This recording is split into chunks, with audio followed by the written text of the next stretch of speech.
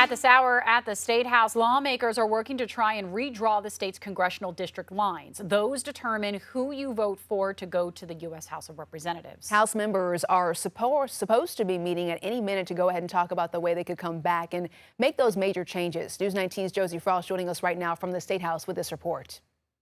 There are just a few days left in the legislative session, and now some are calling on state lawmakers to redraw the state's congressional maps. If that happens, that would majorly impact some of the upcoming elections. South Carolina's congressional maps were drawn in 2020. Right now, 6 of the 7 U.S. House seats typically go to Republicans.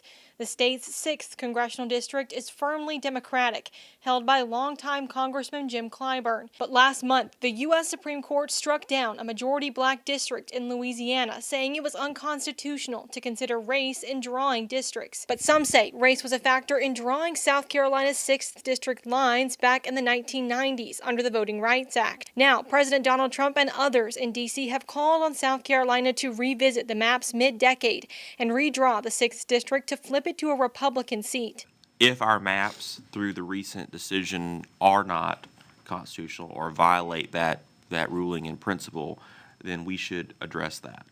And now Daddy Trump calls and needs to grasp at some power. And once again, we jump and run. Yes, sir. Yes, sir. The power to redraw lines belongs to state lawmakers. But there are only a few days left in the session to pass any bills, which means if the General Assembly wants to consider redistricting, they would have to amend what's called the sine die agreement. That's an agreement that allows lawmakers to return to the State House after the session ends, but only for certain things. A House Rules Committee advanced an amended sine die Wednesday, which would allow lawmakers to do a special session on redistricting. All of this is part of a push to maintain the Republican majority in the U.S. House ahead of the midterm elections this year. But some say that redrawing the 6th district could open up more problems, making all of the districts more competitive or risking impacts to some candidates in the election. You know, we passed a plan already that our Supreme Court has already approved, and, you know, we were all moving forward, and I feel a little compassion for those people that are out there that already,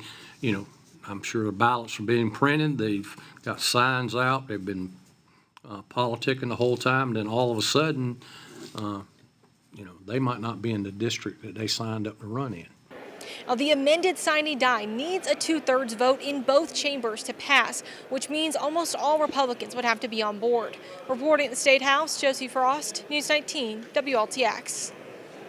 And again, we are still waiting on word of when that vote may take place. As always, we will continue to let you know.